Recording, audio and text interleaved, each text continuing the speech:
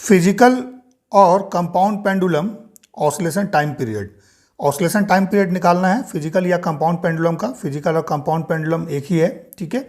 सो इसमें हम लोग क्या करते हैं, एक रिजिड बॉडी लेते हैं। रिजिड बॉडी को एक पॉइंट P के अबाउट पाइवोट कर देते हैं, ठीक है। मीन्स ये जो रिजिड बॉडी आप देख रहे हो ये क्या करता है, इस पॉइंट के अबाउट P के अबाउट हम लोग इस तरह से इसको यहाँ पर फिक्स करते हैं कि इस P पॉइंट के अबाउट ये जो है बॉडी ऑसिलेट करता है इस तरह से, ठीक है। ये क्या होगा, इस तरह से स्मॉल एंगल थीटा के लिए ये ऑसिलेट करता रहेगा, ठीक है। So this rigid body is pivoted at point P, ठीक है। सो देखिए इसका हम लोग एक स्मॉल डेरिवेशन कर लेते हैं, देन फिर इसमें एक दो न्यूमेरिकल लेके हम लोग बताएंगे कि कैसे इसको टाइम पीरियड को हम लोग कैलकुलेट करते हैं, ठीक है। सो P पॉइंट के अबाउट, P पॉइंट पर ये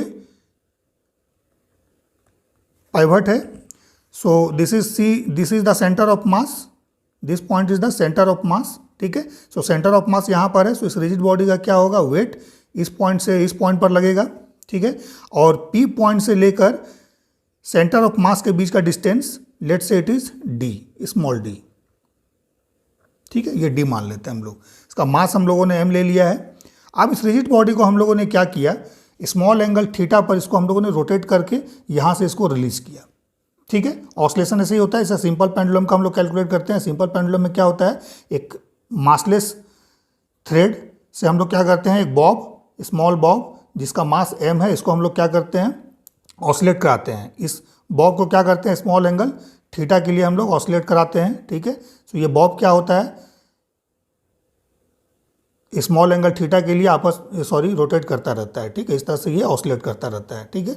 और इसका टाइम पीरियड जब हम लोग निकालते हैं T = 2π√L/G ये होता है, ठीक है। Where L is the length of the string, ठीक है। बट ये रिजिड बॉडी है ना। इसका होल मास M गिवन है, किसी भी शेप का हो सकता है। 11th क्लास में देखिएगा। सो ये रिजिड बॉडी जो आपको एग्जाम में आएगा क्वेश्चन इस पर बेस्ड, ये रड हो सकता है, ये रिंग हो सकता है, ये डिस्क हो सकता है, ये स्फेयर हो सकता है, ये सिलेंडर हो सकता है, ठीक है। इस तरह का कोई भी रिजिड बॉडी जिसका मोमेंट ऑफ इनर्शिया हमें पता हो, ठीक है। सो थीटा एंगल पर इसको हम लोगों ने रोटेट करके इसको यहाँ से इस पोजीशन से रिलीज किया। सो रिलीज करने पर क्या होगा, ये थीटा एंगल पर ऑसिलेट करता रहेगा, ठीक है। सो इसका हम लोग को टाइम पीरियड का डेरिवेशन करना है। सो देखिए जब थीटा एंगल पर हम लोगों ने इसको रोटेट किया, उसके बाद यहाँ से रिलीज किया, सो इस पॉइंट पर इसमें कितना रीस्टोरिंग टॉर्क लगेगा हम लोग को ये निकालना पड़ेगा। पहले क्या निकालेंगे, रीस्टोरिंग टॉर्क, रीस्टोरिंग टॉर्क, ठीक है।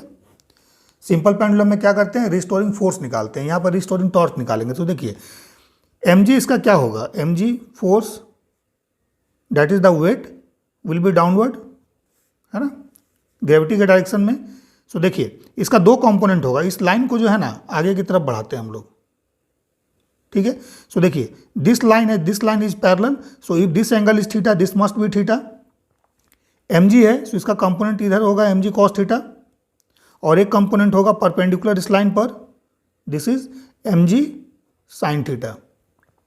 अब ध्यान से देखिएगा, जब इस फोर्स का टॉर्क हम लोग लेंगे इस पॉइंट के अबाउट, ठीक है। सो mg cos थीटा कंपोनेंट, ये तो देखिए इसका लाइन ऑफ एक्शन जो है P से पास हो रहा है, ठीक है ना। सो इस फोर्स का, इस कंपोनेंट का अगर टॉर्क लेंगे, सो इसका R वेक्टर जो होगा, R क्रॉस F होता है ना टॉर्क, R क्रॉस F, तो R वेक्टर क्या होगा, इसमें 0 हो जाएगा, ठीक है, क्योंकि ये फोर्स इसी पॉइंट से पास कर रहा है। सो इसका टॉर्क तो 0 हो जाएगा। सो रिस्टोरिंग टॉर्क कौन जनरेट करेगा, सिर्फ और सिर्फ mg sin theta. Means force weight mg का कंपोनेंट mg sin थीटा ये अपना रिस्टोरिंग टॉर्क इसको प्रोवाइड कराएगा, ठीक है। सो रिस्टोरिंग टॉर्क का वैल्यू क्या होगा, देखिए tau restoring that is equal to, since it is restoring torque, so हम लोग माइनस इसमें साइन देंगे, माइनस, अब देखिए mg sin थीटा ये फोर्स हो गया, देन R का वैल्यू इस पॉइंट से लेकर इस पॉइंट तक, क्योंकि सेंटर ऑफ मास से ही पास हो रहा है mg sin थीटा। सो ये कितना है, D है, हम लोगों ने D लिया यहाँ पर। सो mg sin थीटा D लिखेंगे, ठीक है। R क्रॉस F क्या होता है, RF sin थीटा, ठीक है। बट sin थीटा का वैल्यू यहाँ पे 1 होगा, क्यों होगा, क्योंकि देखिए फोर्स और इस रेडियस वेक्टर जो डिस्टेंस वेक्टर है ना, इसके बीच का एंगल 90 डिग्री है। सो साइन 90 डिग्री का वैल्यू कितना हो जाएगा, sine 90 degree is 1। So simple RF ले लीजिए, force is mg sin theta and R is distance is from this point to this is D. So D हम लोगों ने लिख दिया। एंड ऑसिलेशन जो कराया जाता है ये हमेशा होता है स्मॉल एंगल थीटा के लिए। थीटा क्या होता है? It is very small. So अगर थीटा स्मॉल होगा सो हम लोग साइन थीटा को लिख सकते हैं, sine theta is nearly equal to theta for small theta. ठीक है। सो टाउ रिस्टोरिंग क्या हो जाएगा? Tau restoring it is equal to minus M G D, और साइन थीटा को हम लोग अप्रोक्सीमेट करके थीटा लिख देते हैं। ठीक है। सो इतना टॉर्क लगेगा। और टॉर्क क्या होता है? Tau equal to I alpha होता है। I is the moment of inertia and alpha is the angular acceleration. So moment of inertia हम लोग किस पॉइंट के अबाउट लेंगे? जिस पॉइंट के अबाउट रोटेशन हो रहा है। ठीक है। मोमेंट ऑफ इनर्शिया आई हम लोग को उसी पॉइंट के अबाउट लेना है हमेशा जिस पॉइंट के अबाउट रोटेशन हो रहा है, किसी और पॉइंट के अबाउट नहीं लेना है। ठीक है। सो टाउ रिस्टोरिंग क्या हो जाएगा? आई about P, I about P, है ना? क्यों? क्योंकि P इस पॉइंट के अबाउट पाइवट है। सो इस पॉइंट के अबाउट इस रिजिड बॉडी का ऑसिलेशन हो रहा है। So I P into alpha is equal to minus M G D theta. ठीक है। अब अल्फा का वैल्यू क्या हो जाएगा? It is minus M G D by I P into theta. ठीक है। So simple harmonic motion proof करने के लिए हम लोग क्या करते हैं? अगर मोशन लीनियर है सो उस केस में हम लोग प्रूफ करते हैं acceleration is directly proportional equal to negative of displacement X. अगर ऐसा हो गया तो हम लोग बोलते हैं मोशन सिंपल हार्मोनिक मोशन है। ठीक है। बट अगर रोटेशन मोशन हो रहा है ना, तो उस केस में हम लोग क्या प्रूफ करेंगे? अल्फा। अब एक्सलेशन क्या हो जाएगा? Angular. Alpha is directly proportional to minus of, अब यहाँ पर लीनियर डिस्प्लेसमेंट तो है नहीं, एंगुलर है, सो माइनस थीटा, है ना? Alpha is directly proportional to minus theta. अगर ऐसा हो गया तो हम लोग बोलेंगे मोशन क्या है? सिंपल हार्मोनिक मोशन है। सो यहाँ पर ध्यान से देखिए, अल्फा क्या हो रहा है? Angular acceleration is directly proportional to minus of theta. ठीक है। सो मोशन क्या हो गया? Simple harmonic motion. अगर ये मोशन सिंपल हार्मोनिक है सो एक्स का माइनस एक्स का कॉफिशिएंट क्या होता है? ओमेगा स्क्वायर होता है।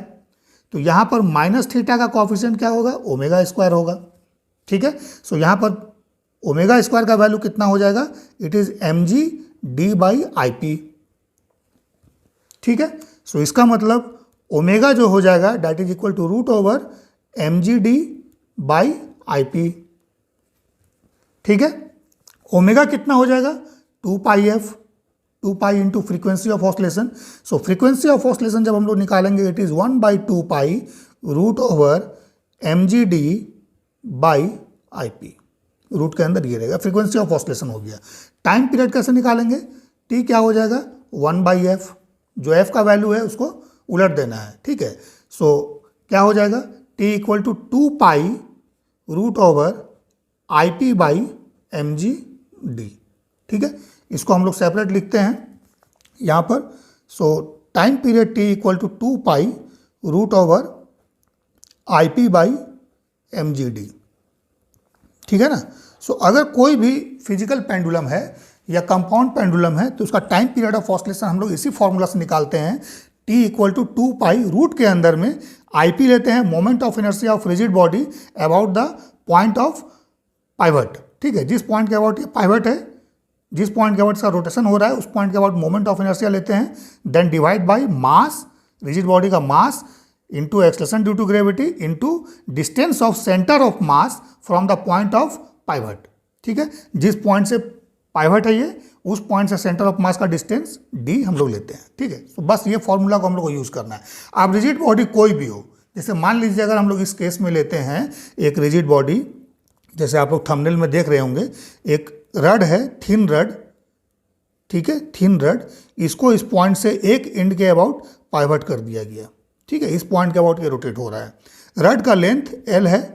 ठीक है। इसका मास एम है। सो बोला गया इसका ऑसिलेशन टाइम पीरियड निकालिए। ठीक है। सो फॉर्मूला क्या यूज करेंगे हम लोग? T 2 pi root over I P by M G D. ठीक है। अब आई पी क्या है? Moment of inertia about the point of pivot है। सो यहाँ पर देखिए आई पी क्या लेना है? Moment of inertia about the point of pivot, that is the P. ठीक है। सो मोमेंट ऑफ इनर्शिया सबसे पहले हम लोग क्या करते हैं? आई पी निकालने के लिए ICM निकालेंगे, सेंटर ऑफ मास के अबाउट मोमेंट ऑफ इनर्शिया कितना होगा, मीन्स इस पॉइंट के अबाउट, ठीक है। इसको निकालने के बाद अगर हमें ये पता है तो पैरेलल एक्सिस थ्योरम लगा के हम लोग इस पॉइंट के अबाउट हम लोग निकाल लेंगे, ठीक है। क्यों, क्योंकि डिस्टेंस d दिया है, सो IC plus MD square add कर देंगे पैरेलल एक्सिस थ्योरम लगा के, सो ICM प्लस MD का स्क्वायर, सो ये IP आपके पास निकल जाएगा, ठीक है। अगर किसी का एंड पॉइंट के अबाउट पता है, P के अबाउट पता है, तो डायरेक्टली हम लोग निकाल देंगे। जैसे रड के लिए, थिन रड के लिए moment of inertia about the one and क्या होता है, ml²/3 होता है। सो यहाँ पर सीधा सीधा हम लोग ml²/3 यूज कर सकते हैं। बट अगर नहीं पता है, सो सेंटर के अबाउट अगर दिया हुआ है, सेंटर ऑफ मास के अबाउट, तो पैरेलल एक्सिस थ्योरम लगाकर IP निकाल लेना है, ठीक है। सो यहाँ पर IP कितना हो जाएगा, IP इक्वल टू, अगर सेंटर के अबाउट पता है आपको, मान लीजिए अगर इसके एंड के अबाउट नहीं भी पता है, सेंटर के अबाउट क्या होता है, ml²/12 होता है, plus m mass into centre of मास और P के बीच में डिस्टेंस। तो यहाँ पर क्या होगा, L/2 हो जाएगा, चूंकि whole length is L, so this is L/2 and lower end is also at a distance L/2 from the centre of mass, ठीक है। सो L/2 सो इसमें लगा दीजिए parallel axis theorem, so m L/2 का square, ठीक है। सो ये क्या हो जाएगा, ml²/12 प्लस ml²/4, सो LCM लीजिए, 12 हो गया, सो दिस इज ml² और ये 3 ml² हो जाएगा, सो 3 + 1 4 ml², so it is 1/3 ml², ठीक है, इतना होता है। सो हम लोग क्या करेंगे, IP का वैल्यू आ गया, दिस इज IP, है ना। सो अब देखिए टाइम पीरियड कितना हो जाएगा, T = 2π√, IP का वैल्यू 1/3 ml² लिख देते हैं यहाँ पर, ml² divide by mass into acceleration due to gravity. अब D यहाँ पर कितना लेंगे, सो देखिए पॉइंट ऑफ पाइवट और सेंटर ऑफ मास के बीच का डिस्टेंस कितना है, L/2 है, सो L/2 यहाँ पुट कर देना है। सो मास देखिए कैंसिल हो गया, ठीक है, 1L कैंसिल हो जाएगा, सो कितना आ जाएगा ये, T = 2π√2 ऊपर चला जाएगा, L डिवाइड बाई 3G, ठीक है ना। So this is the time period of oscillation, ठीक है। देन सेकेंड केस हम लोग कैलकुलेट करते हैं फॉर द डिस्क, ठीक है। सो अगर मान लीजिए डिस्क हमारे पास है, let's say this is a disc of radius R, इसका रेडियस R है और मास इसका m गिवन है, इसको इस पॉइंट के अबाउट पाइवट कर दिया गया, this is point of pivot, ठीक है। सो यहाँ पर देखिए इसका डिस्टेंस कितना हो जाएगा, D का जो वैल्यू फॉर्मूला में है, D = कितना हो जाएगा, this is equal to R, ठीक है। अब मोमेंट ऑफ इनर्शिया डिस्क का about the centre and perpendicular to the plane, means moment of inertia about an axis passing through the center of the disc and perpendicular to the plane, कितना होता है, ½ mr²। सो यहाँ पर कितना हो जाएगा, this is the centre of mass, so ICM का value हो जाएगा ½ mr², ठीक है। सो IP निकालेंगे, IP का वैल्यू कितना हो जाएगा, ½ mr² plus mass into this distance का square r², so it is 3/2 mr², ठीक है। IP निकल गया। So time period of oscillation कितना हो जाएगा, T = 2π√, IP by mgd। So IP का वैल्यू कितना है, 3/2 mr², then divide by mg, और D का वैल्यू यहाँ पे कितना हो जाएगा, R हो जाएगा, ठीक है। सो मास कैंसिल आउट, देखिए R भी कैंसिल हो जाएगा, सो ये वैल्यू आ जाएगा √3/2, ठीक है, R/g, 2π√3R/2g, ठीक है। ये time period of oscillation of disc होगा, अगर ये डिस्क है, ठीक है। So this is the time period of oscillation about point P। Similarly अगर रिंग है, मान लीजिए सिर्फ और सिर्फ रिंग है, रिंग का निकालेंगे। सो रिंग का moment of inertia about CM क्या हो जाएगा, mr², ICM = mr², ठीक है। इसका रेडियस रिंग का R है, इस पॉइंट के अबाउट पाइवट है, सो mr²। सो IP जब हम लोग निकालेंगे, सो क्या हो जाएगा, ICM प्लस mr², सो mr² प्लस mr² कितना हो गया, ये 2 mr², ठीक है। So time period of oscillation कितना हो जाएगा, it is T = 2π root over I P 2mr² by mgd। तो d का वैल्यू यहाँ पे क्या होगा, अगेन देख लीजिए, p से सेंटर ऑफ मास का डिस्टेंस कितना है, r है, सो यहाँ पे r पुट कर देना है। सो कितना हो गया, देखिए m cancel out, r cancel out, so it is 2 pi root over 2r by g, ठीक है ना। So this is the time period of oscillation of ring about point P। सो इस तरह से देखिए फिजिकल पेंडुलम कोई भी हो, हम लोग उसका time period of oscillation calculate कर सकते हैं, और फिजिकल पेंडुलम का डेरिवेशन कैसे करना है वो भी मैंने कर दिया है, सो आप लोग देख लीजिएगा, ठीक है।